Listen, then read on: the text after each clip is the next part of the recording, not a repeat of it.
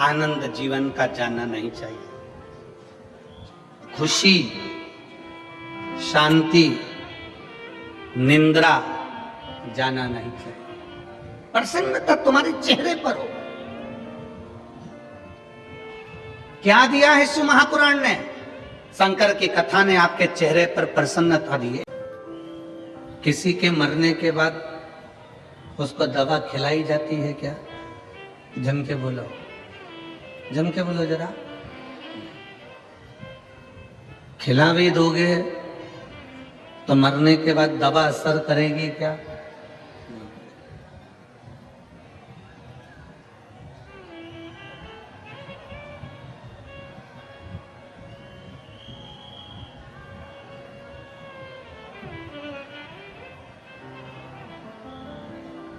किसी के मरने के बाद दवा का असर नहीं होता।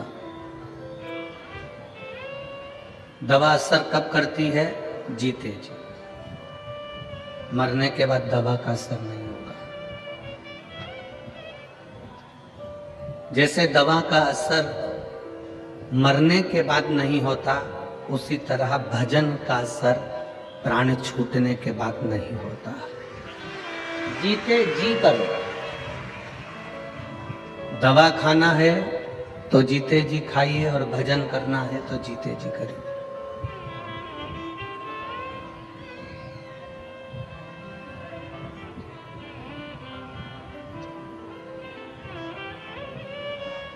हमारी उल्टी रीति है।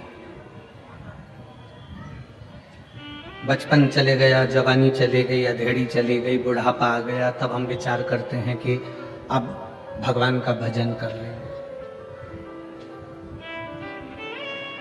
अब आप बताना, जीजी हो और मेरे जीजा हो, मेरी बेटी हो, बेटा हो, नेत्रों से दिखाई नहीं देगा, कानों से सुनाई नहीं देगा, मुख में से सारा सोफट सेट निकल गया होगा, एक भी दांत नहीं बचा होगा, हाथ कांपने लगेंगे, पांव के घुटने चल नहीं पाएंगे, कमर से बैठा नहीं जाएगा, तब क्या शंकर का भजन हो पाएगा? मुश्किल है।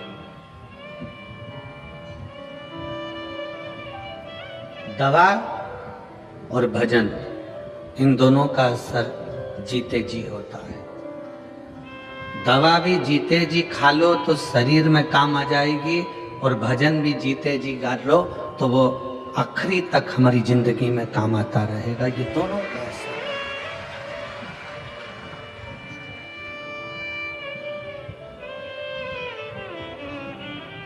मरने के बाद की कोई प्रामाणिकता नहीं है कि आप स्वर्ग गए कि नरक गए, आप कहाँ गए हो, इसका कोई प्रमाण नहीं है।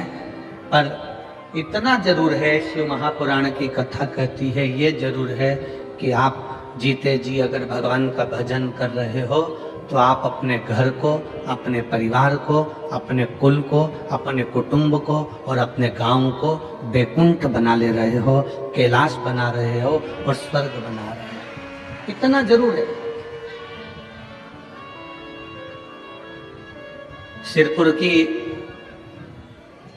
सिरपुर महाराष्ट्र की ये पवित्र समिति, श्री शिव पुराण उत्सव समिति, जिस दिन से कथा लेकर आई है, उस दिन से ये समिति, ये कथा के ग्राउंड में हर 2 दिन में, 4 दिन में, 8 दिन में, 15 दिन में कोई ना कोई आयोजन करती रही है। आयोजन करती रही।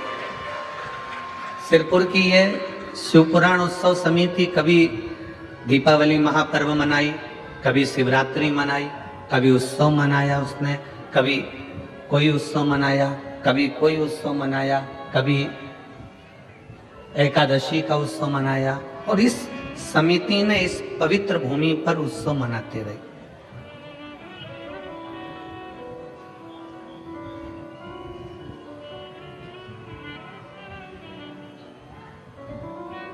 और हमारा इस समिति से निवेदन है, ये शिव महापुराण समिति से निवेदन है,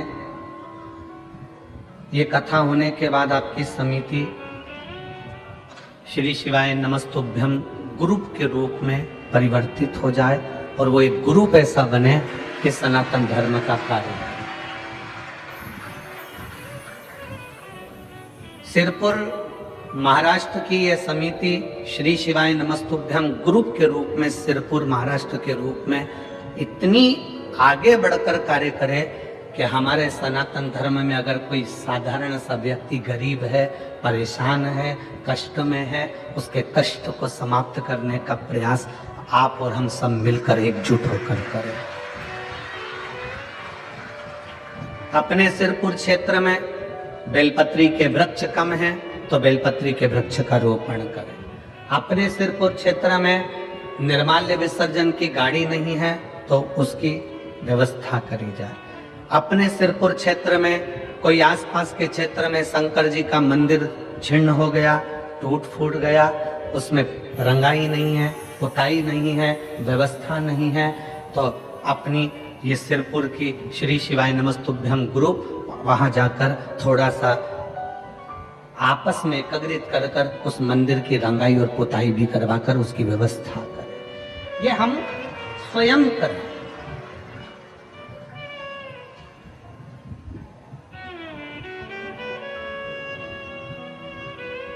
और आपकी समिति के जो पदाधिकारी गण हैं, आज से हमने भी ऐसा क्रम बना दिया कि जितनी जगह कथा करेंगे वहां की जो समिति होगी उसको श्री शिवाय नमस्तुभ्यम ग्रुप के नाम से आगे बढ़ाते चले जाएंगे और उस शहर के नाम से उसका पंजीयन बिटले सेवा समिति सीहोर में करवाएंगे। आप बिटले सेवा समिति का एक अंग बनते चले जाएंगे, जिससे कभी आपके क्षेत्र में कोई कार्य है, कोई गरीब बच्चे हैं, उनको पढ़ना है, एजुकेशन की जरूरत है, उनके पास में धन नहीं है और वो पढ़ना चाहते हैं, विद्या अध्ययन करना चाहते हैं, आपकी समिति से संपर्क करेंगे, समिति सीहोर संपर्क करेगी और उन बच्चों की पढ़ाई का खर्चा बिटले सेवा समिति सीहोर उठाएगी।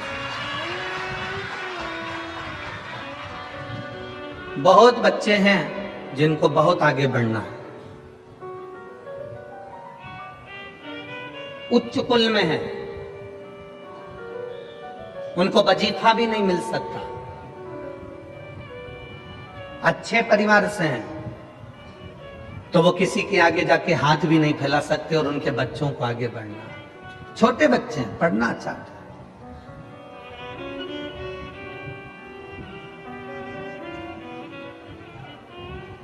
श्री शिवाय नमस्तुभ्यम ग्रुप एक मालेगांव में है, श्री शिवाय नमस्तुभ्यम ग्रुप एक छत्रपति संभाजी नगर में है।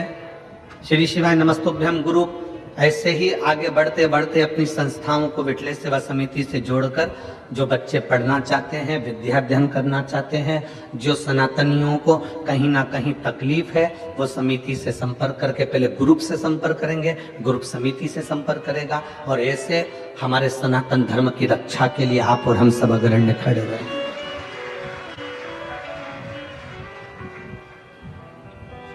शिव तत्व की प्राप्ति के लिए, भगवान शंकर की प्राप्ति के लिए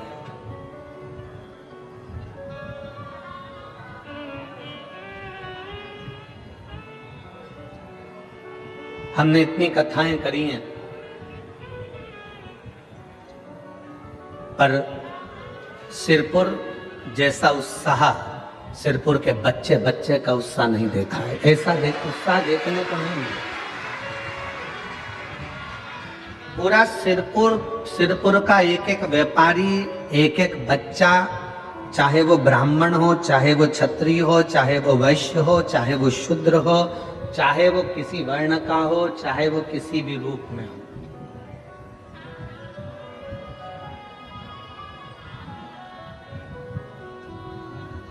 जैसे हमने पहले कहा था कि पहले राष्ट्र उसके बाद कास्ट। सबसे पहले है राष्ट्र, फिर है कास्ट। कास्ट मतलब जाति, ये बाद में, पहले अपने राष्ट्र की मजबूती है।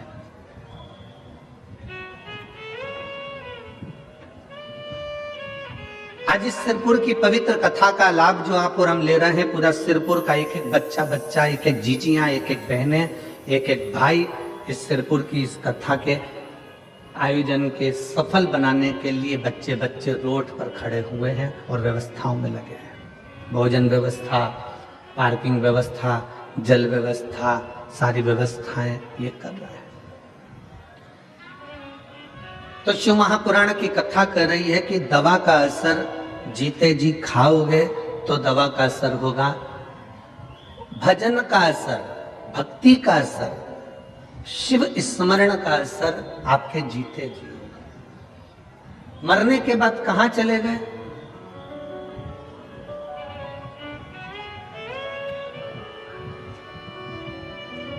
आवाज बढ़वाइए, उधर वो पीछे का पूरा बेल्ट परेशान हो रहा है बहुत देर से, थोड़ा ध्यान रखा करो।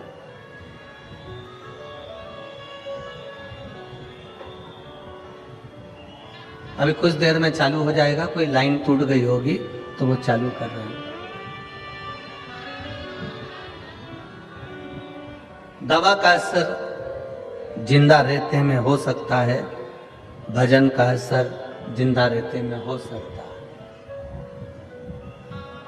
मरने के बाद की आपकी और हमारी कोई गारंटी नहीं है कि कहां होंगे।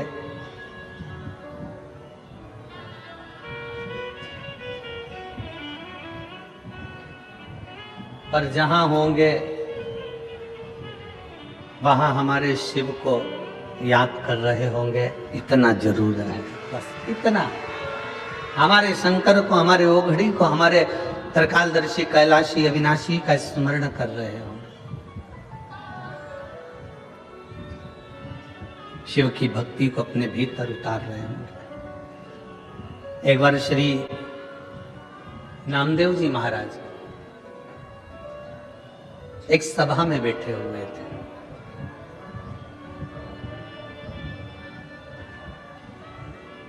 संत शिरोमणि,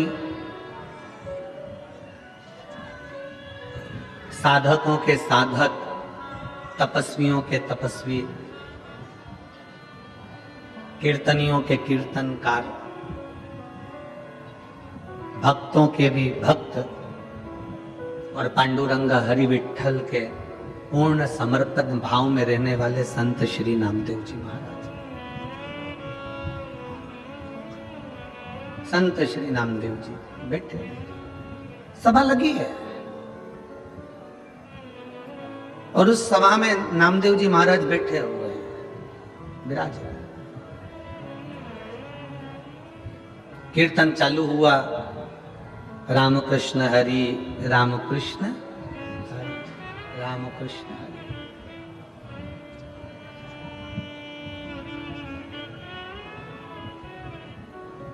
एक सिर फिरा सा एक कोई व्यक्ति नामदेव जी के पास आ गया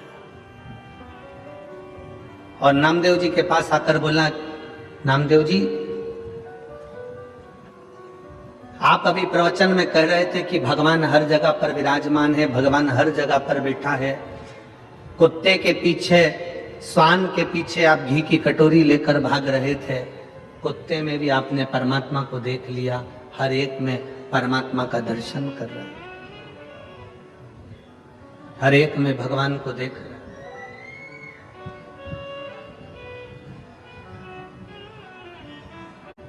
व्यक्ति ने कहा, नामदेव जी, क्या ईश्वर दिखता है? क्या भगवान दिखता है?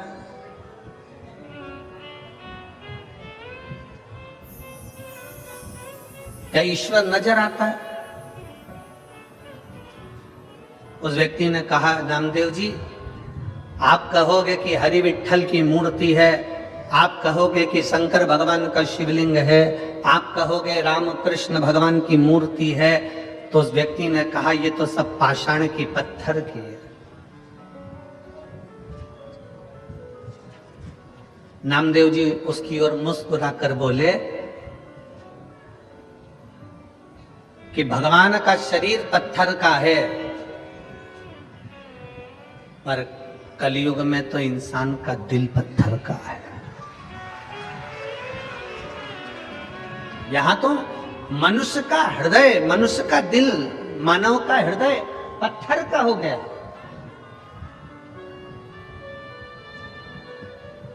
पहले के समय में गांव में अगर कोई हाथी आ जाता तो उसको रोटी देते हैं, गांव में कुत्ता आ गया, कोई जानवर आ गया, कोई पशु आ गया, उसको रोटी दे देते। अब एक कलिकाल में, कलयुग में पड़ोस में पड़ोसी के बच्चे भूखे सो रहे हैं और एक पड़ोसी को नहीं मालूम कि उसके बच्चे 2 दिन से कुछ नहीं खाए। बड़े बड़े शहरों में, बड़ी बड़ी सिटियों में एक ही फ्लैट में लोग रह रहे हैं। पड़ोस के फ्लैट में कौन कितने दिन से बीमार है, कौन एक रोटी के निवाले के लिए तरस रहा है, किसी को नहीं मालूम पड़ता।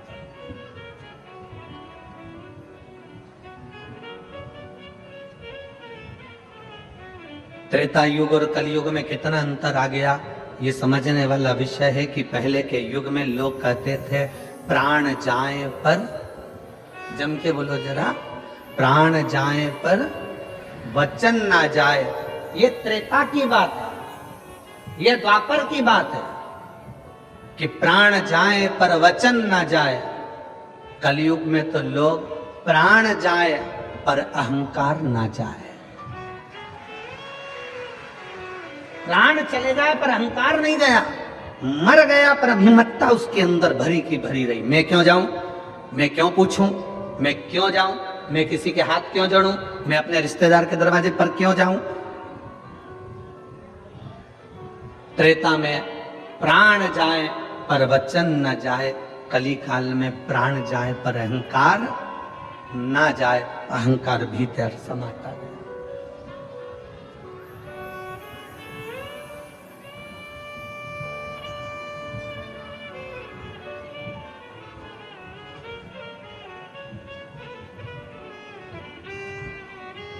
कभी आपको गर्व होना चाहिए, आपको ये विचार होना चाहिए कि आप किस रूप में, किस साधारण से साधारण व्यक्ति को भी अपने गले लगा रहे हैं। पहले का समय, आज का समय, नामदेव जी कहते हैं बहुत अंतर है। पहले का समय और आज के समय का अंदाजा लगाइए तो पहले के समय पर जानवर को भी, पशु को भी घर से निकलकर भोजन दिया जाता था, और आज के जमाने में कोई पड़ोस में भी भूखा रह जाए तो उसको कोई याद नहीं करता कि भोजन की जरूरत है। पहले के समय में गांव में अगर बेटी रहती थी, किसी के घर में अगर बेटी है तो पूरे गांव की बेटी कहलाती थी। आज के जमाने में बेटियां सुरक्षित से नजर आती है। ये पहले का समय और ये आज का समय है, कितना अंतर है। पहले के समय में लोग अपने मेहमान को बस स्टैंड तक छोड़ने जाते थे, बस स्टैंड पर लेने जाते थे, रेलवे स्टेशन छोड़ने जाते थे, रेलवे स्टेशन पर लेने जाते थे, और रेलवे स्टेशन या बस स्टैंड पर छोड़ने जाते थे तो छोड़ते समय आंख में आंसू आते थे। आज के जमाने में तो लोग शमशान में छोड़ी आए तो आंख में आंसू नहीं आए, वहां पे भी गुटखा मल मल के खाया।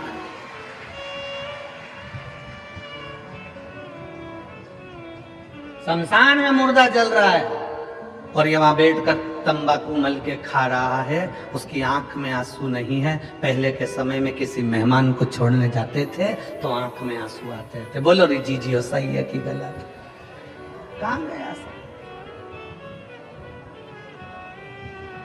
किस जगह चले गया वो समय? कहां पर पहुंच गया वो समय?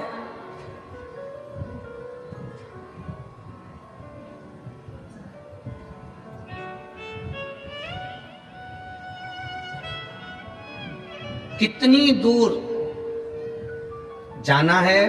पहले के समय में इतनी गाड़ियां नहीं थी, इतनी व्यवस्थाएं नहीं थी जाने आने के लिए, बस के इतने साधन नहीं थे, ट्रेन के इतने साधन नहीं थे, तो भी पहले के जमाने में लोग कैसे भी किसी की तबीयत देखना हो, किसी के यहाँ कोई मिलने जाना हो तो बिना कारण के लोग चले जाते थे अपना समय निकालकर, भले वो पैदल जाना पड़े। आज के जमाने में जितने यहाँ बैठे हो ना, सबके घर में 2 व्हीलर की गाड़ी है, सबके घर में 4 व्हीलर की गाड़ी है।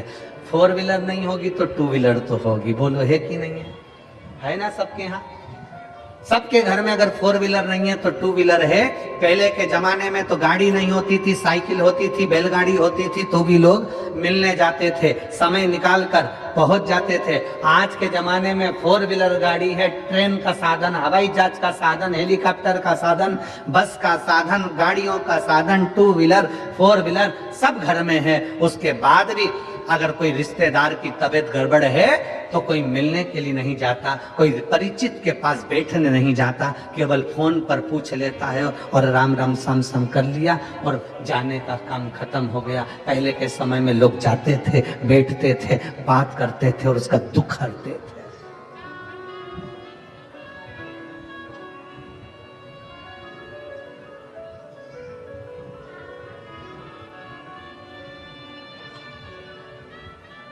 दुख हरते थे। हृदय में थोड़ा सा भी अगर दुख होता था किसी के तो उससे मिलने पहुंच जाते थे। बोलो सही है कि गलत है? पहले के समय में घर में इतने कपड़े नहीं होते थे, होते थे इतनी अलमारियां भरी नहीं होती थी। पहले के समय में घर में इतने कपड़े नहीं होते थे, फिर भी घर में रहने वाला गरीब भी अपना पूरा तन ढककर रहता था। और आज पूरी अलमारी भरी होती है और व्यक्ति नंगा घूमता है।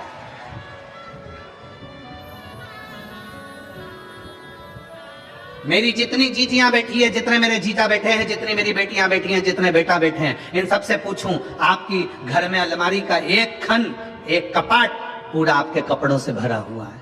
एक नहीं 2 भरे होंगे और थोड़े बहुत तो खूंटी पे टंगे होंगे।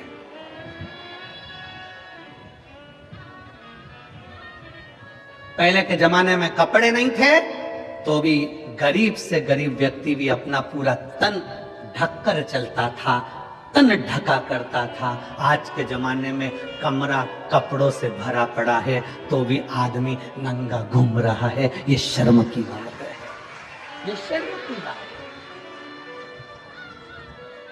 इतने कपड़े, एक से एक बढ़कर परिधान, एक से बढ़कर एक बढ़कर कपड़े।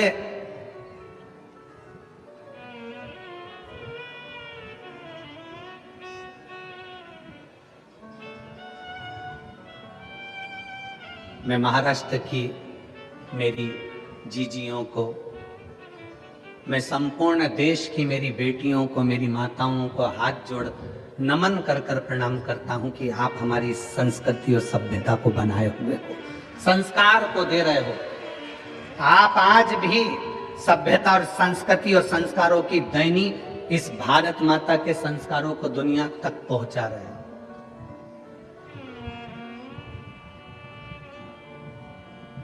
इतना बदलाव, कितना बदलाव।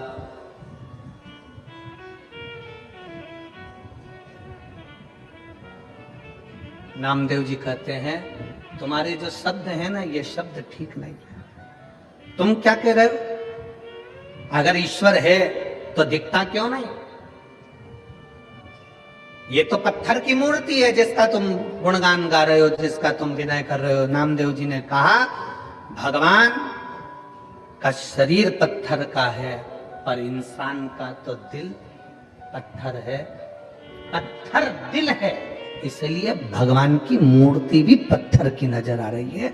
जिस दिन दिल कोमल होता उस दिन मेरा शंकर भी कोमल नजर आता,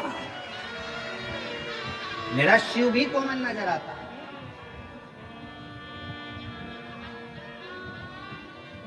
मेरा शंकर भी कोमल दिखता। हमारे मन, हमारे विचार, हमारी सोच हमें परमात्मा के करीब में लेकर जाती है। हमारे विचार हमें शंकर के करीब में लेकर जाते हैं। हम कितने अच्छे विचार लेकर जिंदगी के इन पहलुओं में आगे बढ़ेंगे तो हम उन्नति की ओर बढ़ते चले जाएंगे।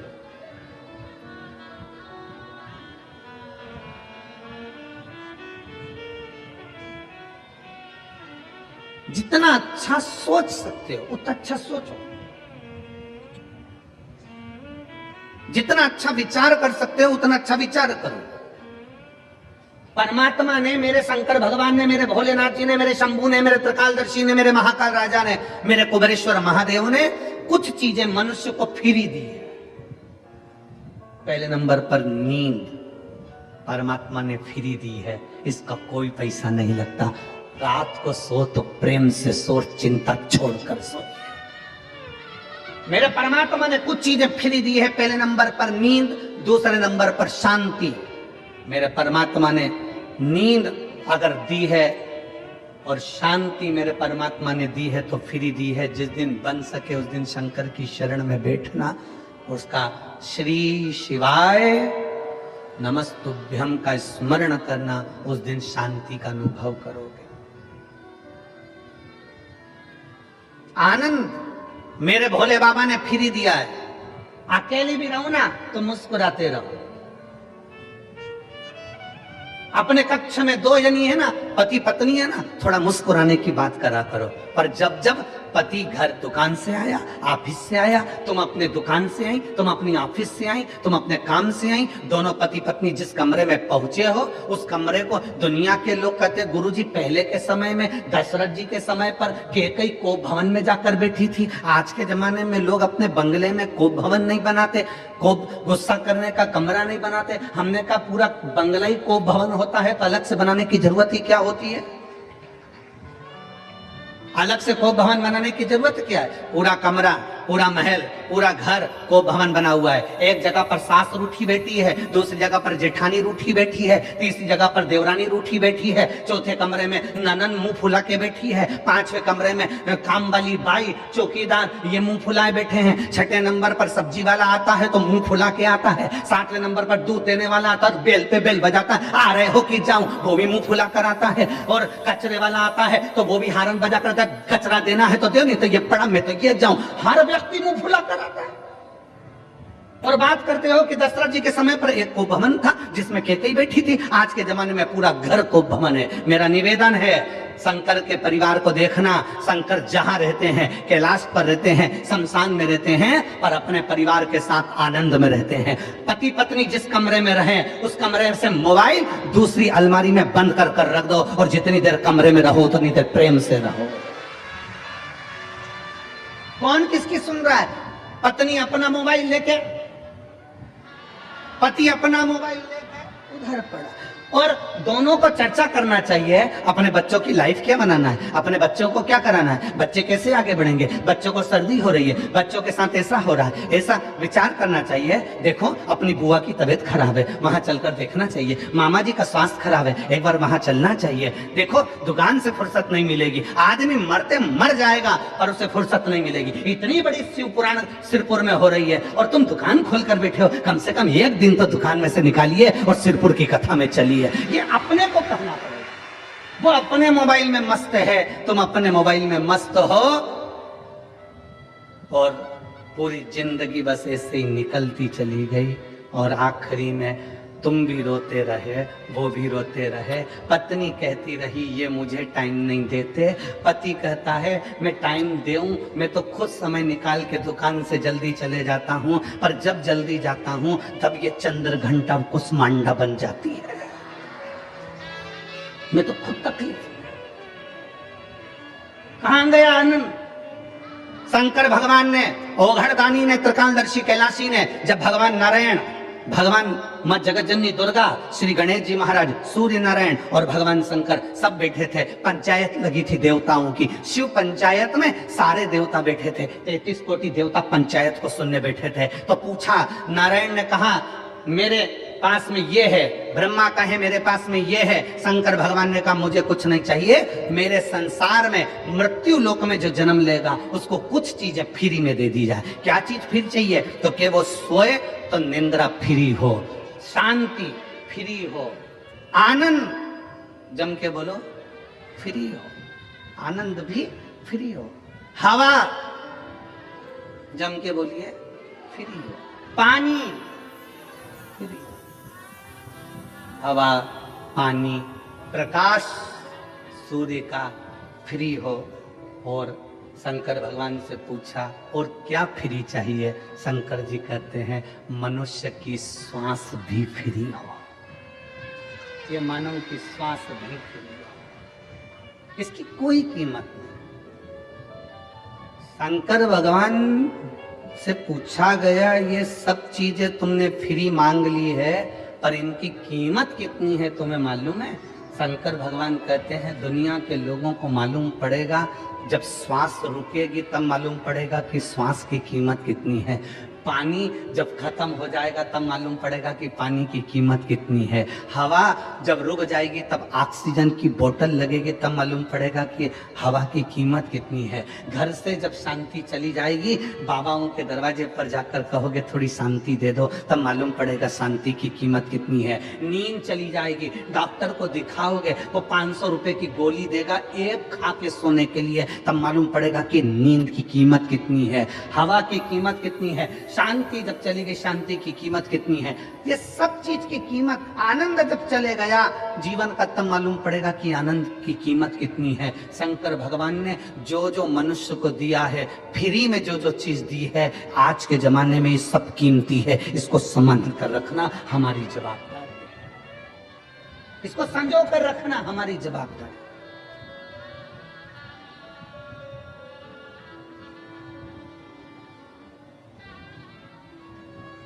हम क्या दे रहे हैं?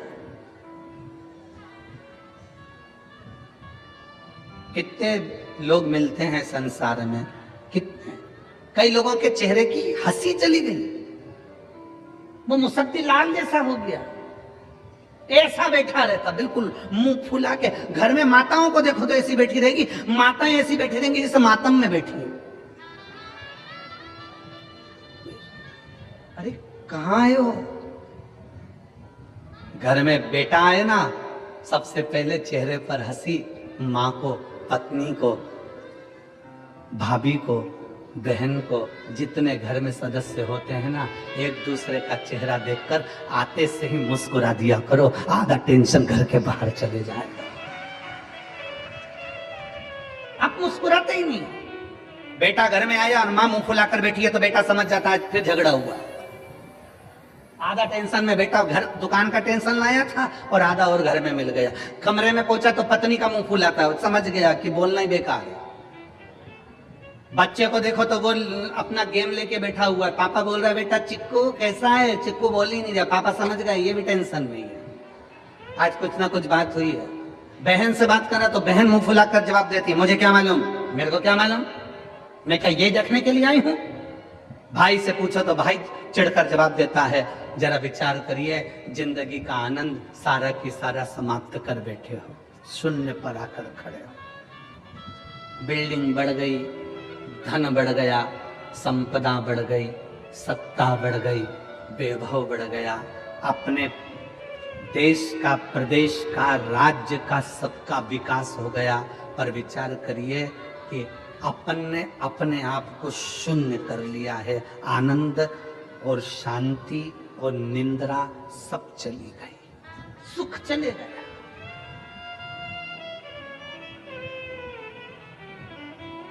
शांति चली गई, सुख गया।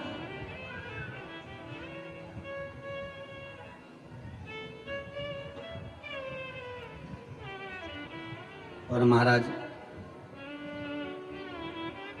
मेरा शिव, मेरा उघड़दानी, जो जो चीजें आपको फ्री में दिया है ना, उसकी कीमत बहुत है, बहुत कीमत है। श्वास की इतनी कीमत है कि डॉक्टर को लोग कैंसर हॉस्पिटल में जाकर देखिए, और कैंसर हॉस्पिटल में जाकर लोग अटैची की अटैची पैसे की दे देते हैं। डॉक्टर साहब मेरे पिता को, मेरी पत्नी को, मेरे पति को, मेरे बेटे को, मेरे परिवार को बचा लीजिए, ये पैसा है। श्वास दे दो, श्वास।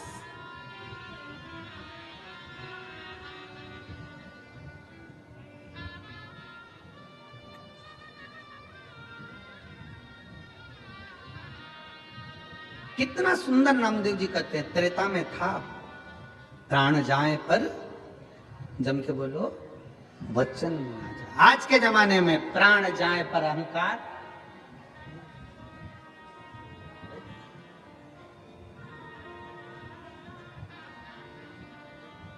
किस अभिमत्ता में जी रहे हो? शिव महापुराण की कथा कहती है, अभिमान को छोड़कर जियो।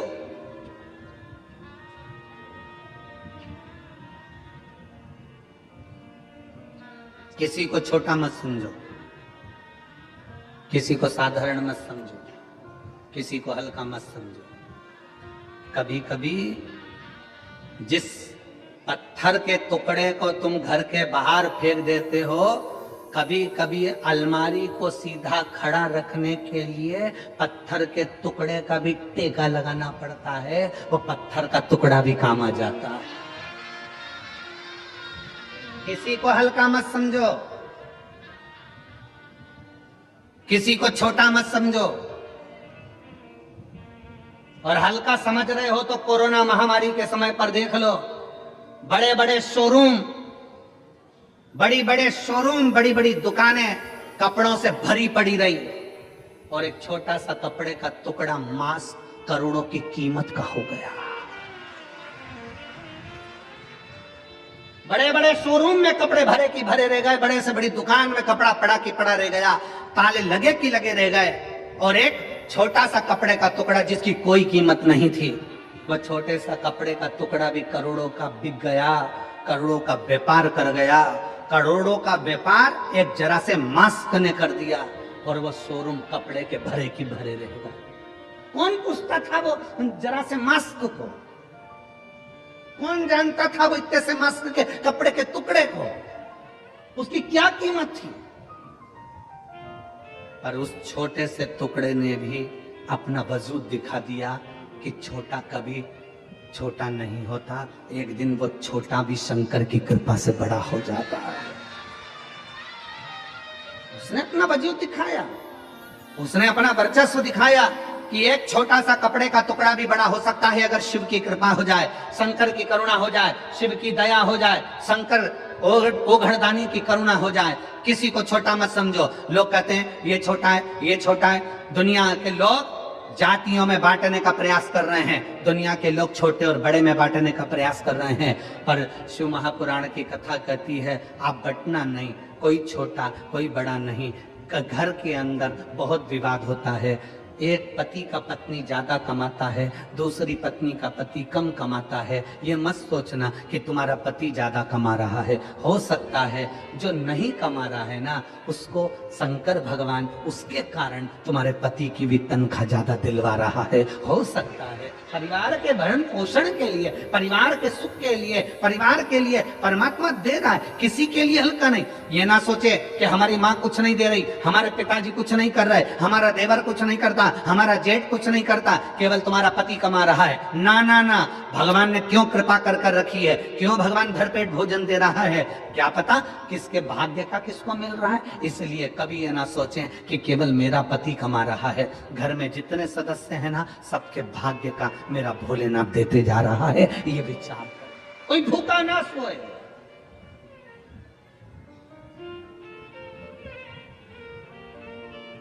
आप सुख को ढूंढिए। क्या मिला शिव महापुराण की कथा से, भगवान शंकर की करुणा से, शंकर भगवान के से सुंदर शिव महापुराण की कथा क्या देती है? ये इतने इतने पत्र रोज आते हैं। आज एक बहन ने लिखा, ये पत्र कौन बनेगा करोड़पति जैसे हैं। इतने पत्रों में जिसका पत्र निकल जाए गुरुजी, वो कौन बनेगा करोड़पति में जितनी खुशी नहीं होती होगी हॉट सीट पर बैठकर, उतनी खुशी होती है आपकी व्यासपीठ के पास आने पर। पत्र लिखने वाली ने पत्र लिखा, देखिए।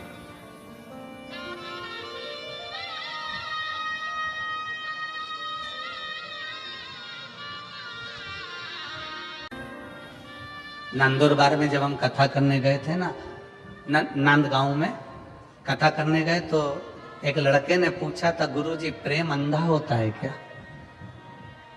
हमने कहा प्रेम अंधा होता है। एक माँ के गर्भ में जब बच्चा आता है ना, माँ उसको बिना देखे प्रेम करने लगती है, इसलिए प्रेम अंधा होता है।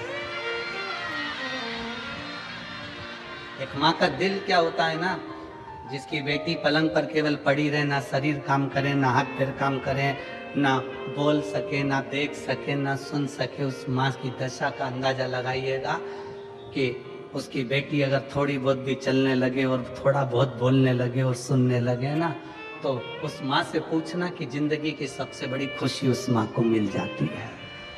उस माँ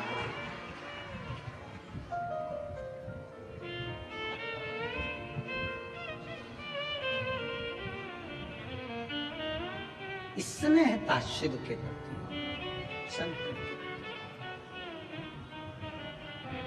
आप आए हो, इतनी लाखों की संख्या में पहुंचे हो, तुम्हारा टेंशन शंकर जी को है। जितनी भीड़ कथा में भक्तों की बढ़ रही है, उतना ही शंकर भगवान को चिंता बढ़ रही है, क्योंकि आया है तो कुछ ना कुछ देना पड़ेगा। खाली लौट गया तो कथा लोग कहेंगे बताओ शिव पुराण सुनी थी सिरपुर में बैठ के, मालेगांव में बैठ के, धुलिया में बैठ के, और बाबा ने दिया नहीं, इसलिए उसको देना ही पड़ता है और झोली भर कर भेजना ही पड़ता है।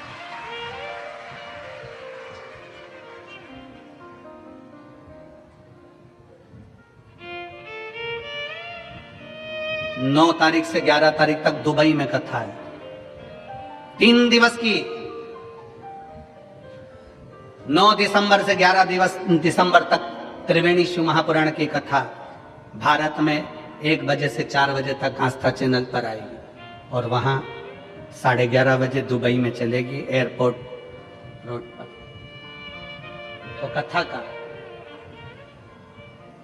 लाभ आप दुबई वासी अल गलहोत Dubai airport road Le Meridien Dubai hotel and conference centre में ये कथा है। कोई शुल्क नहीं, वहां भी निःशुल्क। आप कथा का लाभ लेने के लिए जो दुबई के आसपास के क्षेत्र के भक्त हैं, वो इस पंडाल में एक बार बैठ कर देखना कि दुबई की उस कथा के पंडाल में मेरा शंकर क्या देता है और बाबा कितनी कृपा करता है, फिर बुलाओगे। इस कथा को कोई छोड़ता नहीं है। दुबई में एक बार कथा है, दूसरी बार फिर लोग तैयार हो जाएंगे, क्योंकि बाबा इतना दे देता है। 3 दिन बाबा के चरणों में, और फिर 15 तारीख से 21 तारीख तक शिव महापुराण की कथा मेरठ उत्तर प्रदेश में 1 बजे से 4 बजे तक है।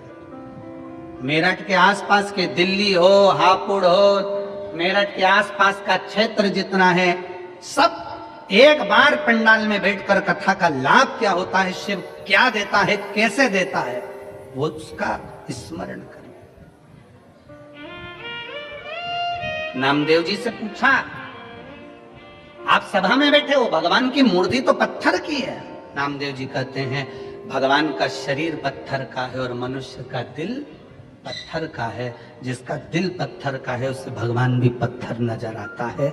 जो जैसा चश्मा लगाता है सामने वाला वैसा दिखता है। काला लगाओगे काला दिखेगा, पीला लगाओगे पीला दिखेगा, नीला लगाओगे नीला दिखेगा। आपका दिल अंदर से जैसा अच्छे हो अच्छा दिखेगा।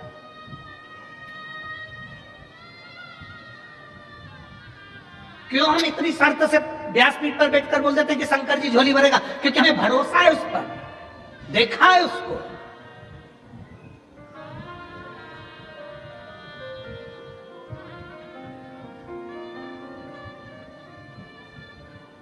उसको जाना है शिव को, उसका रस तत्व, उसकी भक्ति क्या कहती है।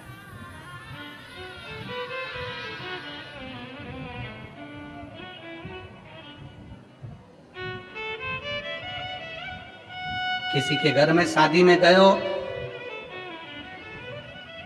उसका फर्ज है खाना भी खिलाएगा, रुकाएगा भी और बाद में कुछ ना कुछ देकर भेजेगा भी। फर्ज उसका है, वो देकर भेजेगा। आप उसकी कथा में आए हो, आप सियोर वाले महाराज की कथा में नहीं आए हो। कथा किसकी चल रही है?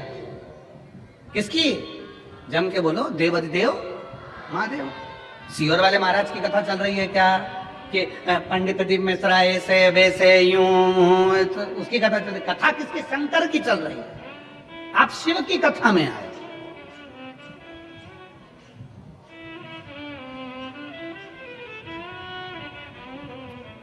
कोई पूछता है तो आप कहते किसकी कथा चल रही? तो कहते सियोर वाले महाराज की। ना ना ना ना, क्यों बेवकूफ बना रहे हो किसी को? सियोर वाले महाराज की चल रही है, फालतू की बात है। कथा किसकी चल रही है? कोई पूछे तो शान से कहना मेरे बाप देवादिदेव महादेव की चल रही है।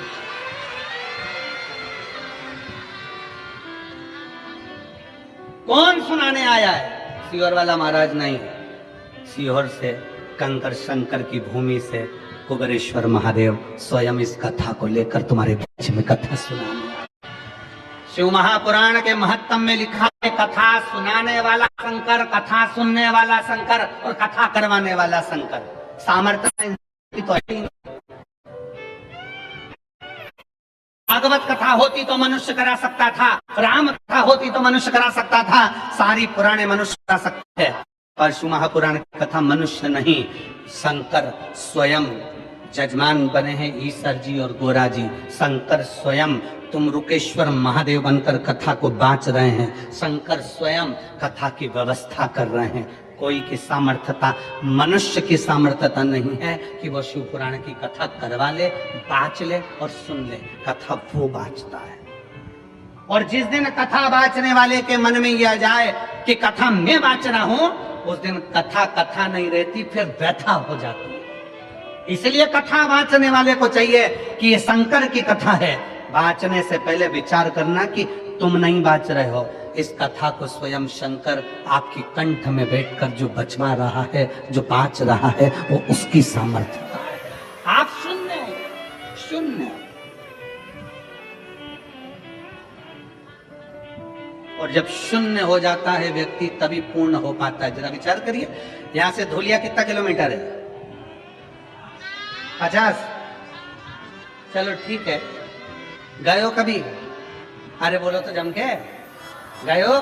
चलो यहां से धुलिया जाओगे, यहां पर लिखा है 50 किलोमीटर धुलिया, ठीक है? जम के तो बोलते जाओ, ठीक है। गाड़ी लेकर चले, आगे बढ़े, 1 किलोमीटर बाद कितना लिखा होगा? 49, फिर 48, फिर 47, फिर 46, फिर 45, फिर 44, फिर 43, फिर 41, फिर 40, ऐसे कम होते होते होते होते होते होते होते जब धूलिया आएगा पास में, फिर 2 किलोमीटर, फिर 1 किलोमीटर, और धूलिया जब आ जाएगा तब क्या लिखा होगा? शून्य, 0। मतलब आप अपनी मंजिल तक पहुंच गए। जब व्यक्ति शून्य हो जाता है तब शिव तक पहुंच पाता है। शून्य हो गए। कथा वाचने वाला अगर सोचे कि मैं शिव पुराण की कथा कर रहा हूं, मतलब आप कथा नहीं कर रहे, आप शून्य हो गए ही नहीं हो। आप शून्य हो जाओ कि आप कथा वाचक हो ही नहीं सकते। कथा वाचना शंकर का काम है। राम कथा शिव जी ने सुनाई, भागवत कथा शिव जी ने सुनाई, शिव पुराण शिव जी ने सुनाई, राम कथा शिव जी ने सुनाई है माता पार्वती जी को, भागवत कथा शिव जी ने सुनाई है अमरनाथ की गुफा में एक तोते के बच्चे ने सुन ली थी, वो सुखदेव जी हो गए थे, फिर बाद में उन्हें राजा परीक्षित को सुनाई।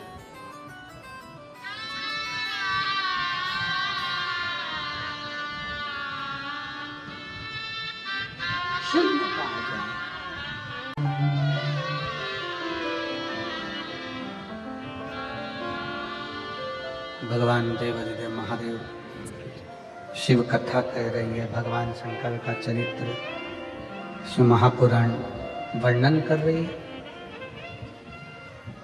नामदेव जी से कहा, क्या आपने ईश्वर को देखा है? क्या आपने भगवान को देखा है? ये सामने जो मूर्ति नजर आ रही है, सामने जो स्वरूप नजर आ रहा है, ये तो सब पाषाण का है, पत्थर का है। बड़ा थोड़ा सा जो सामने स्वरूप दिख रहा है, ये तो सब पत्थर का है।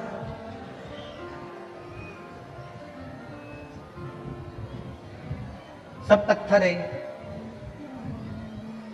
नामदेव जी ने कह दिया कि जैसा दिल, जैसा हृदय, वैसा ही सब दिख रहा है। अच्छे को अच्छा नजर आता है और बुरे को बुरा नजर आता है।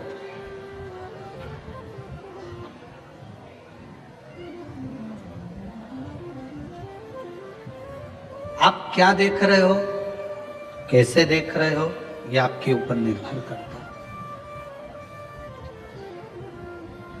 दो चीजें हैं, एक हैसियत, दूसरी इंसानियत।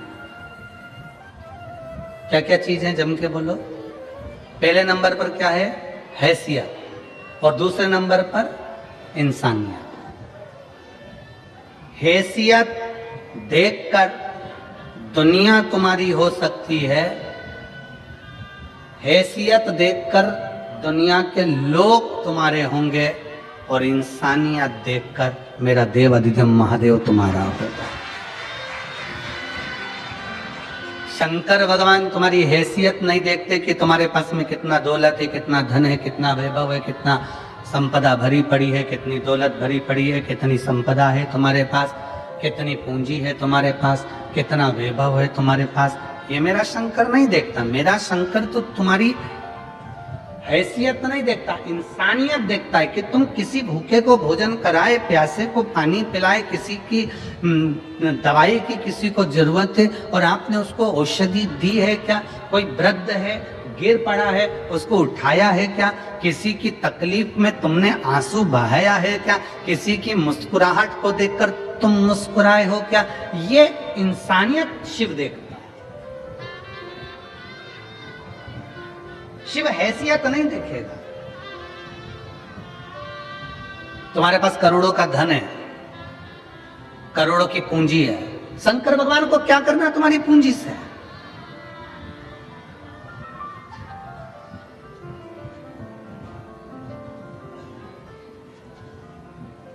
चलो एक बात और अच्छे से समझ लो। धनपति, करोड़पति, वैभवपति, सत्तापति, जिसके पास में बहुत धन है, वो सबको अपने घर में बुला सकता है, सबको।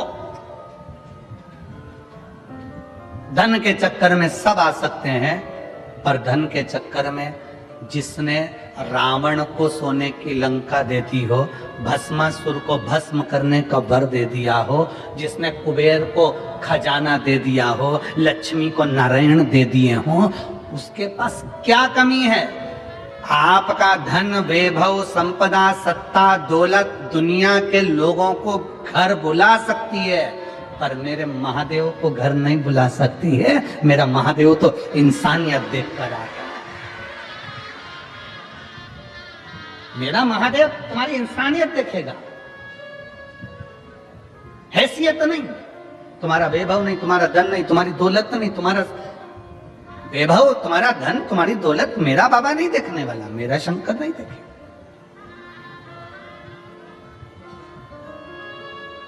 उसको केवल तुम्हारा निर्मल मन सो मोहि पावा, मोहि छल छिद्र कपट ना। मेरे बाबा को तुम्हारे हृदय से मतलब है। तुम क्या भाव, तुम्हारे पास कितनी दौलत है, कितना धन है, कितना वैभव है, उससे मतलब नहीं। नामदेव जी महाराज ने कहा कि तुम पूछ रहे हो क्या ईश्वर दिखता है? नामदेव जी ने एक लोटा जल मंगवाया और एक कटोरी में नमक मंगवाया। उस व्यक्ति ने, जिसने पूछा था नामदेव जी महाराज से, उस व्यक्ति से कहा लोटे में नमक डाल दे।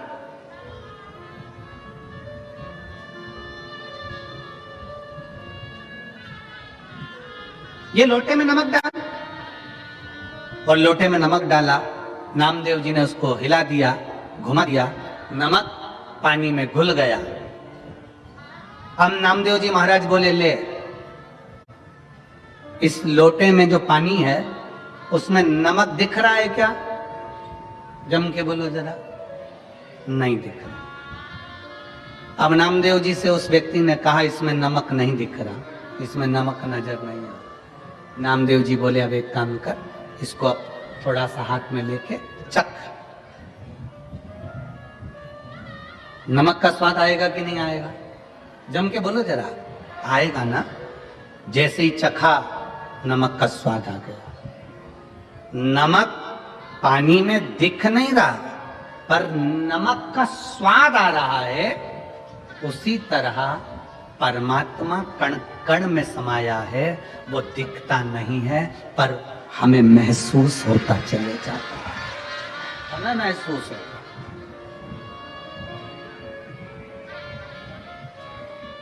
कण कण में शिव है, कंकर कंकर में शंकर है, हर पल हर घड़ी हर क्षण में भगवान समाया है। बस उसको पहचान के नेत्र चाहिए, पहचान के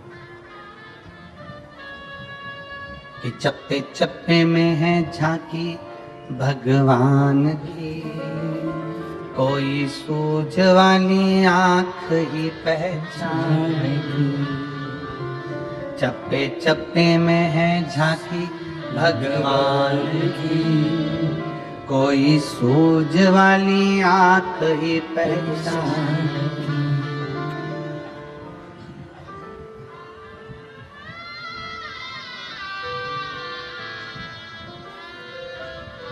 नामदेव जी रोटी बनाते हैं, टिक्कड़ बनाते हैं और वो कुत्ता उस टिक्कड़ को लेकर चले जाता है, टिक्कड़ कुत्ता ले जाता है और नामदेव जी उसके पास घी का कटोरा लेकर दौड़ते पड़ते हैं। पहचान गए, जान गए नामदेव जी।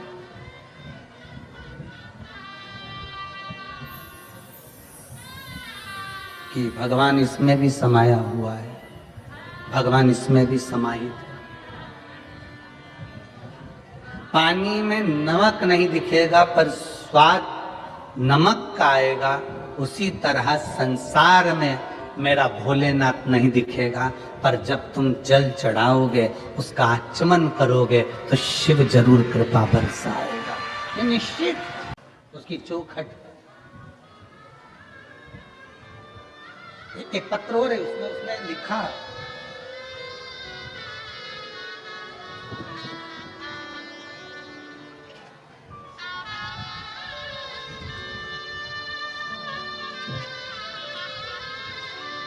मेरा नाम प्रशांत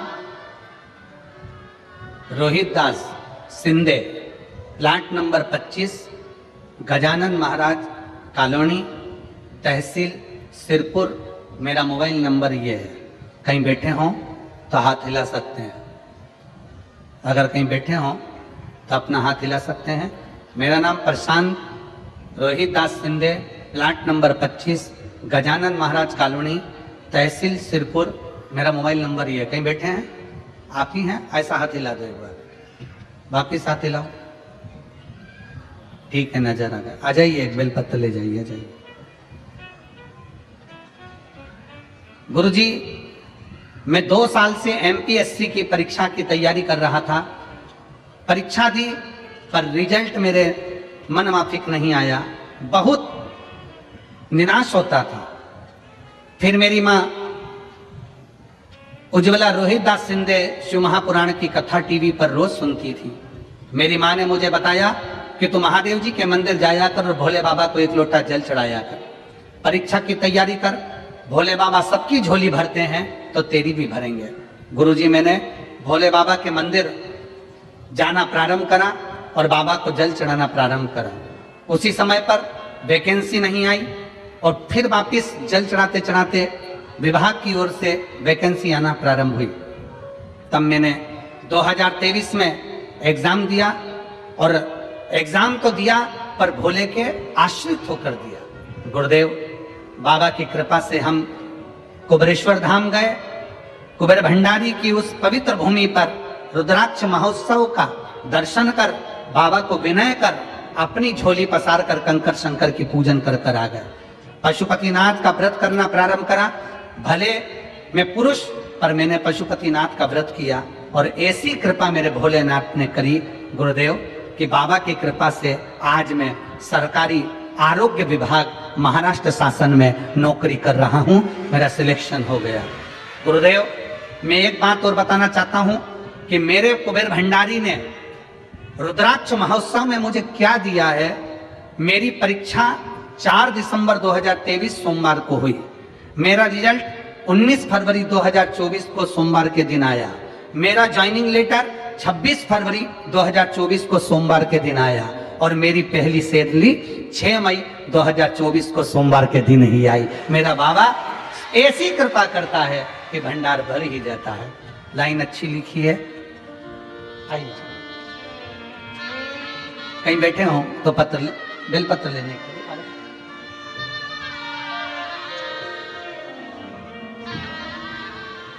ममता दिनेश सिंह सिसोदिया राजपूत 22 साल के बाद औलाद हुई, संतान हुई। एक बार जोरदार ताली बजाकर स्वागत करें।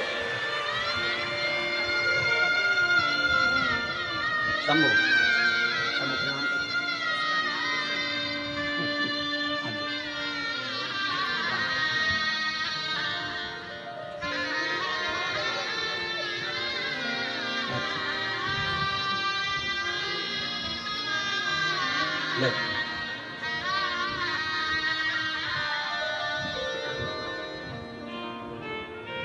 जोरदार ताली बजाएं। 22 वर्ष के बाद देवादिदेव महादेव कृपा करें हैं शिव तत्व की प्राप्ति शंकर करें।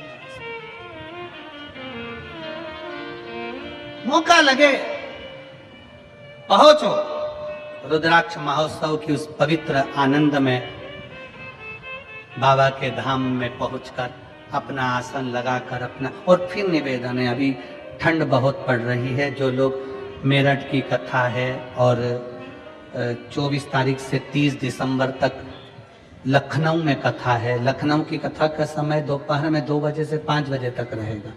तो लखनऊ में जो कथा है 24 दिसंबर से 30 दिसंबर तक सबसे निवेदन है, और मेरठ में जो कथा है 15 से 21 दिसंबर तक अपने साथ में ओढ़ने का थोड़ा मोटा साधन कम्बल लेकर आना।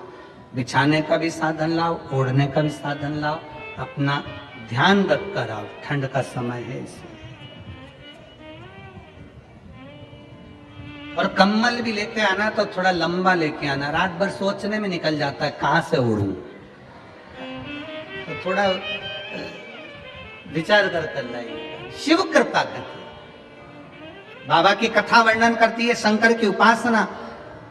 जल के पात्र में नमक डाल दिया गया और नामदेव जी कहते हैं क्या इसमें नमक दिखता है? नहीं। जब नमक नहीं दिखता केवल स्वाद आता है, उसी तरह मेरा भोलेनाथ नहीं दिखता, केवल उसका भाव प्रकट हो जाता है, वो करुणा कर जाता है। उसका चढ़ाया गया जल सारी समस्या का हल, एक लोटा कृपा करता है। और कितनी कृपा करता है, दया कितनी करता है मेरा शंकर। देखिएगा दक्ष प्रजापति की सभा लगी है, सभा में भगवान शंकर भी बैठे हैं, शिव भी बैठे हैं, सभा लगी है और शिव बैठे हैं।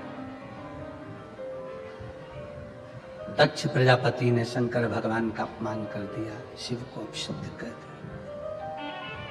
शंकर भगवान को अपशब्द कहे फिर भी शिव क्षमा की मूर्ति है, क्षमा करते चले जाते हैं। फिर भी शंकर क्षमा की मूर्ति है, क्षमा करते चले जाते हैं। क्षमा करते, क्रोध नहीं करते। थोड़ी आवाज बढ़ाओगे? क्षमा की मूर्ति है शंकर, क्षमा करते चले जाते हैं, क्योंकि वो शिव है। शंकर उदार है। जब देखा मेरे देवादिदेव महादेव ने कि अपमान हुआ है, शंकर भगवान को लगा कि अपमान तो हुआ है पर मुझे कुछ नहीं बोलना। शिव जैसी चतुरता, शंकर जैसी विद्वत्ता हर व्यक्ति के जीवन में होना चाहिए। हर व्यक्ति के जीवन कैसी, कोई अगर गाली भी दे, अपशब्द भी कहे, ताने भी दे, आड़ा टेढ़ा भी बोले, उस जगह पर तुम चुप हो जाओ, मौन हो जाओ, कुछ मत बोलो, कुछ भी नहीं। जवाब समय देता है, जवाब तुम्हें नहीं देना, जवाब समय देता है। और दुनिया में सबसे ज्यादा बलवान है सबसे ज्यादा अगर बलवान है दुनिया में तो समय बलवान है। वो अपना एक बार कितना भी बड़ा अहंकारी हो, कितनी बड़ी भी अभिमत्ता हो, समय व्यक्ति का ऐसा पलटता है कि उसकी अभिमत्ता को एक दिन समाप्त कर ही देता है। अभिमान समय बड़ा विचार जवाब दे तो समय देता है। एक पत्र में एक बहन ने लिखा, मैं सोनी रामचंद्र भावसार, सिरपुर जिला धूलिया, महाराष्ट्र की रहने वाली हूँ। कहीं बैठी हूँ तो हाथ हिला सकती हैं, अगर कहीं बैठी हूँ तो हाथ हिला सकती हैं। मैं सोनी रामचंद्र भावसार। आजा बेटा।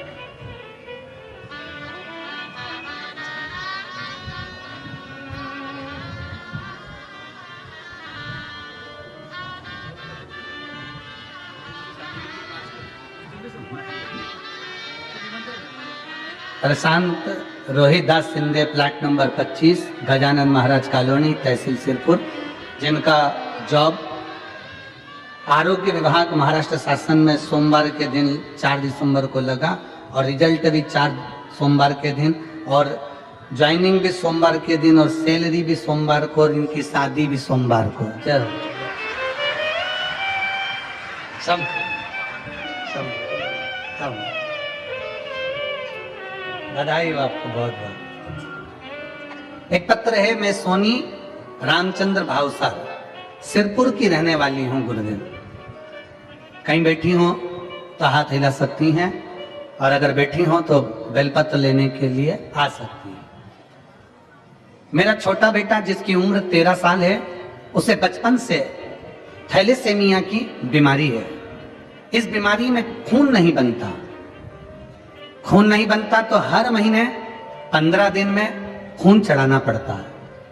इसी कारण हम बहुत से अस्पताल में लेकर उसको गए, सारी जांच भी करवाई, डॉक्टरों को कहा ऑपरेशन करवाना पड़ेगा, बोन मैरो का ट्रांसफर करने पड़ेगा।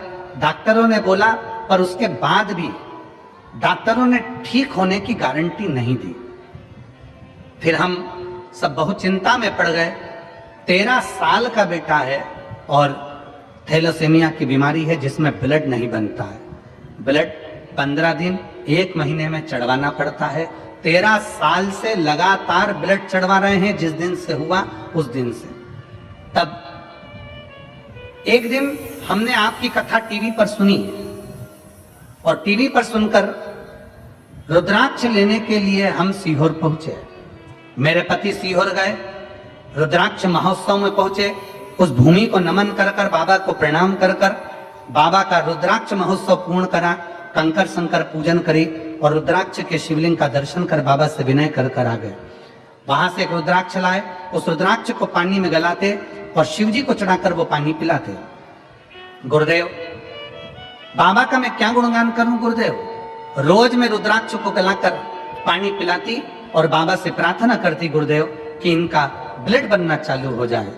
3 महीने मेरे बेटे के शरीर में खून बनना, केवल 3 महीने निकले गुरुदेव, और बाबा की कृपा से 3 महीने के अंदर मेरे बेटे के शरीर में खून बनना प्रारंभ हो गया। और बाबा की कृपा से आज HB 4 से 5 ग्राम खून रहता है। अब चेक करवाया तो 10 ग्राम बढ़ना प्रारंभ हो गया। आज मेरे बच्चे को मैं प्रणाम कराने के लिए लाई हूं, क्योंकि अब उसको शरीर में खून अलग से देने की जरूरत नहीं पड़ती, उसका शरीर पूरा ठीक हो गया। मैं शिव को प्रणाम करूं।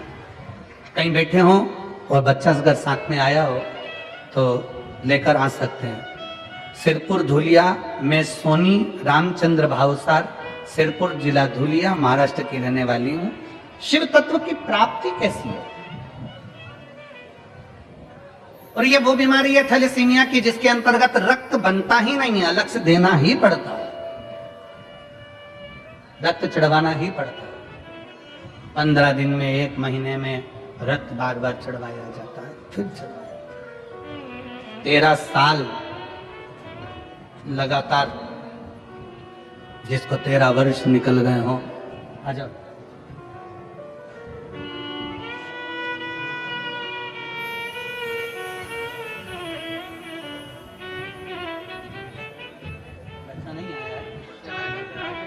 चाहेगा 2 दिन से आना, एक उसको दे देना, एक आपका।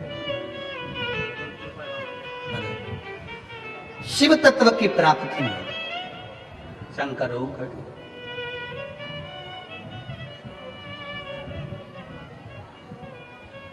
सती माता ने भगवान शंकर से कहा कि आपका अपमान मेरे पिता ने किया है, आप कुछ बोले नहीं, आप कुछ कहे नहीं। शंकर भगवान बोले नहीं, कुछ नहीं शंकर बोले, क्योंकि कर्पूर गौरम करुणावतार संसार सारम सदा वसन्तं हृदयारविन्दे भवं भवानी सहितं। क्या बोले हम? शंकर भगवान कहते हैं कि समय का इंतजार करो, जवाब समय पर मिलेगा और दक्ष प्रजापति को भोगना पड़ेगा। समय का थोड़ा इंतजार करिए, थोड़ा रुको, रुके। आखिरी में दक्ष प्रजापति ने एक सती माता के पिता ने यज्ञ की रचना करी और सबको बुलाया, पर शिव को आमंत्रित नहीं करा, शंकर भगवान को नहीं बुलाया, बाबा देवादिदेव महादेव को नहीं बुलाया, निमंत्रण ही नहीं पहुंचाया। जब निमंत्रण नहीं पहुंचा शंकर के पास में, निमंत्रण जाता नहीं, सती माता बेचैन होती है, माता सती को बेचैनी होती है। सब जा रहे हैं और हम नहीं।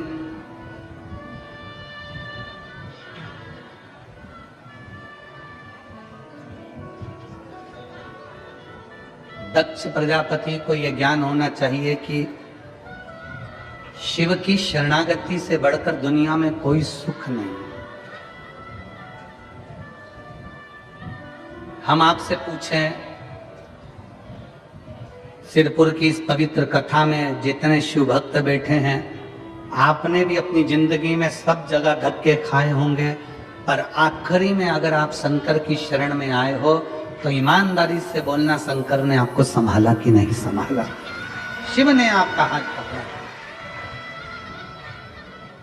यहां पर एक बेटी बैठी है जिसके पिता चले गए एक्सीडेंट के अंतर्गत, माँ का पांव टूट गया, विकलांग हो गई, और बेटी आंख में आंसू भर भर कर रोती और माँ से विनती करती, अब कैसे घर चलेगा। ये एक पत्र है।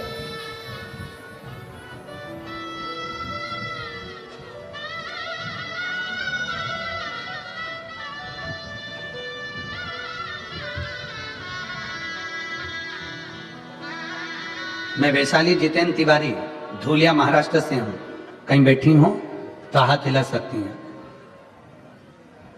मैं वैशाली जितेंद्र तिवारी, धूलिया महाराष्ट्र से एक लोटे जल का वर्णन करना चाहती हूँ। एक दुर्घटना में मेरे पति का देहांत हो गया और मैं भी एक पैर से विकलांग हो गई। मेरी 2 बेटियां हैं, उन्हें मैंने मेहनत करके बड़ा किया। मेरी बेटी कुमारी प्रियंका जितेंद्र तिवारी कहती है, माँ क्या भगवान साथ देता है?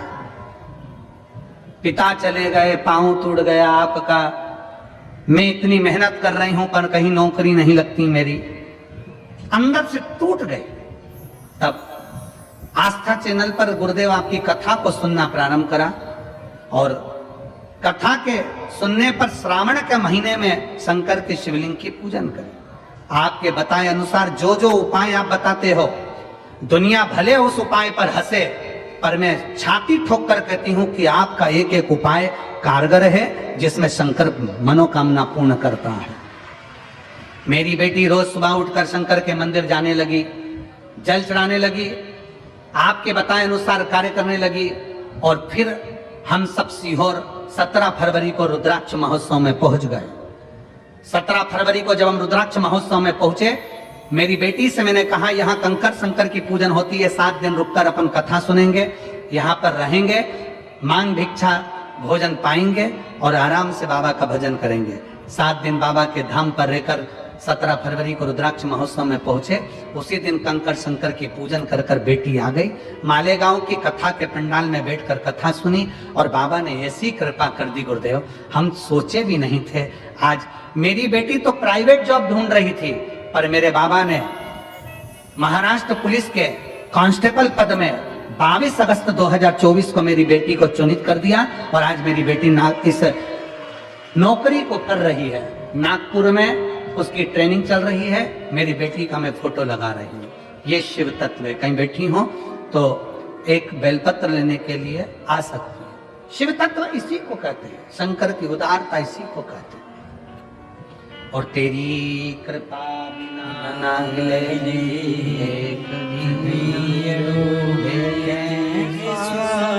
तेरी कृपा से तनो तनो बखान क्या करो राखों के ढेर का चपटी भगवत मेरे खजाना कुबेर का।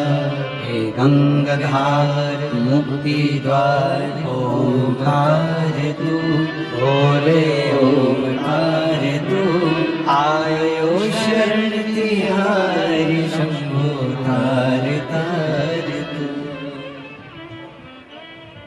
जिस विश्वास के साथ, जिस भरोसे के साथ अपन भगवान शंकर की कथा का रस तत्व ग्रहण करते हैं, सुनते हैं, श्रवण करते हैं, बाबा उस रस तत्व का फल देता जरूर है। बस आपका विश्वास कितना पक्का है, आपका भरोसा कितना पक्का है, ये आपके ऊपर निर्भर करता है। ये आपके ऊपर निर्भर करता है।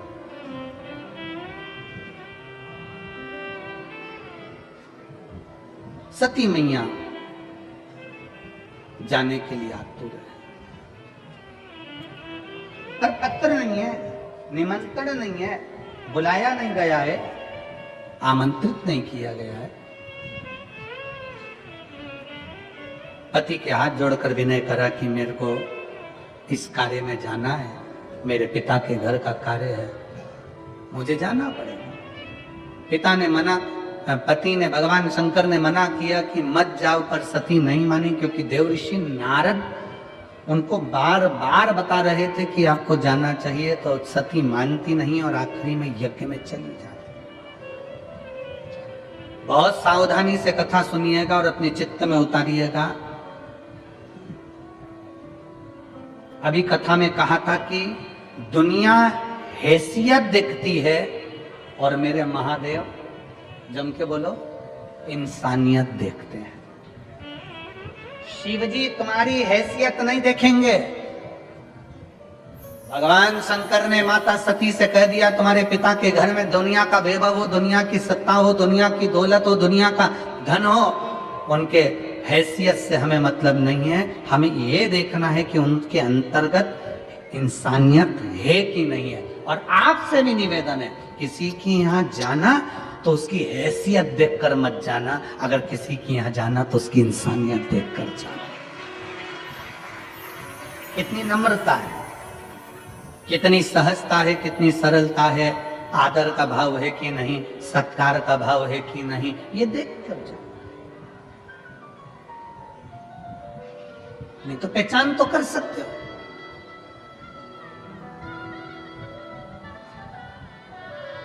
एक लड़का नौकरी कर कर अपने घर गया। घर जाते से ही उसने अपनी सास को देखा कि आज मेरी पत्नी की मां आई है। खुश होकर प्रणाम किया, नमन किया। भोजन की थाली आई, भोजन करने लगा। भोजन करते करते खुश होकर बोला, आज का भोजन मेरी सास ने बनाया है, गारंटी है मेरी।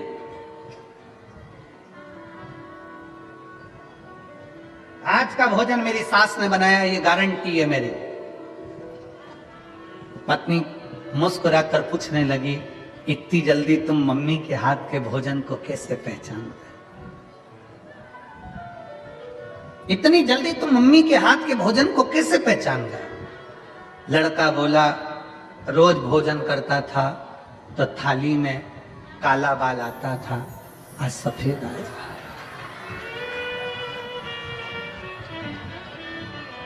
आज थाली में सफेद बाल आया है, उससे पहचान में आ गया कि भोजन मम्मी ने बनाया, सास आई उसने बनाया। तो कैसे पहचान सकते हो? सती मैया कहती है कि तुम मेरे पिता को कैसे जान सकते हो? मुझे जाना चाहिए अपने पिता के घर में, मुझे जाना चाहिए अपने पिता के घर में, ये मेरा फर्ज है, मैं जाऊं अपने पिता के घर, ये मुझे जाना चाहिए। नहीं नहीं, आप मेरे पिता को कैसे जान सकते हो? क्योंकि तुम्हारे पिता भरी सभा में अपनी हैसियत दिखाते हैं कि मैं दक्ष प्रजापति हूं, मैं दक्ष प्रजापति हूं, ये हैसियत दिखाते हैं। इतने बड़े पद पर बैठने के बाद व्यक्ति को हैसियत नहीं, जितने ऊंचे ऊंचे पद पर बैठते चले जाओ उतना हैसियत नहीं, इंसानियत दिखाने का प्रयास करा करो कि हमारे भीतर भी कोई दिल बसता है।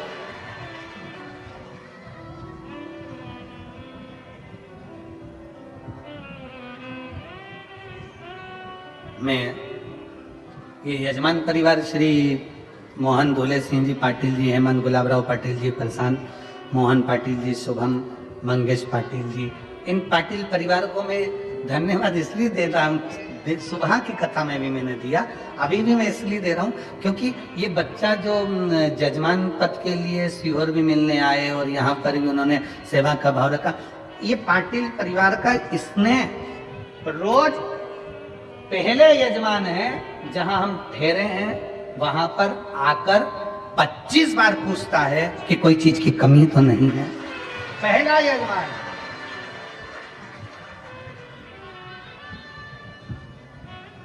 मैं साधुता देता हूं ऐसे यजमान परिवार को, 25 बार आकर पूछेगा, आशीष भैया कोई सामान, पंडित जी कोई सामान, भैया जी कोई सामान, हमारे कोई भी कमी हो बता, कोई भी कमी।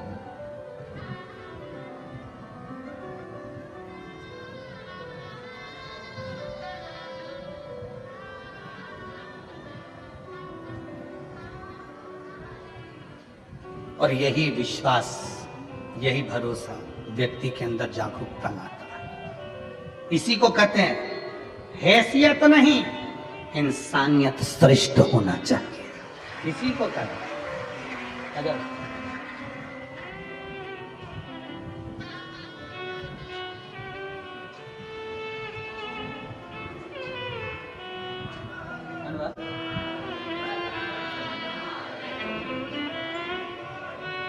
ये बेटी वैशाली तिवारी, जिसके पिता शांत हो गए थे, माँ का पाँव टूटा हुआ है, नकली पाँव लगा हुआ है, और बेटी अंदर से टूट चुकी थी, क्या भगवान साथ नहीं देता। प्राइवेट जॉब ढूंढ रही थी, भोलेनाथ जी ने आज महाराष्ट्र पुलिस में उसका जॉब लगा दिया। उसके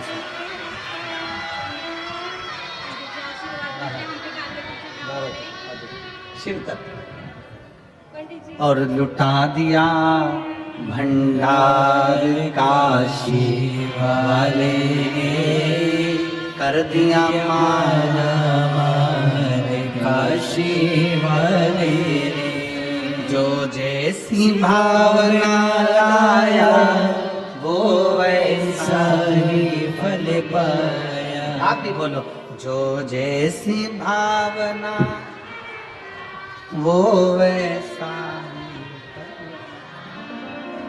नहीं, खाली किसे लौटाया और मन ही मन हर्षाया, और कर दिया माला माल काशी वाले ने, लुटा दिया भंडार काशी वाले ने। अब जिस कामना से, जिस भाव से, जिस हृदय से शिव को भजते हो, शिव मिलता है। सती, तुम्हारे पिता हैसियत दिखा रहे, इंसानियत नहीं। सती ने पूछा वो कैसे? शंकर भगवान बोले तुम्हारे पिता के घर में मैं बैठा था, सभा में मीटिंग हो रही थी, उस सभा में तुम्हारे पिता ने चिल्लाकर कहा कि मैंने अपनी बेटी सती का विवाह तेरे साथ करा है, तो भस्म रमाने वाला, जटा जूट बांधने वाला, मृगछाला पहनने वाला, मेरा दामाद होकर मेरा सम्मान नहीं करा है, तू मुझे जानता नहीं है, मैं दक्ष प्रजापति। अपने ससुर को तूने प्रणाम नहीं किया। सती, विचार करिएगा, अगर बेटी का कन्यादान करा है जिस लड़के के साथ, वो तुम्हारा दामाद हो गया।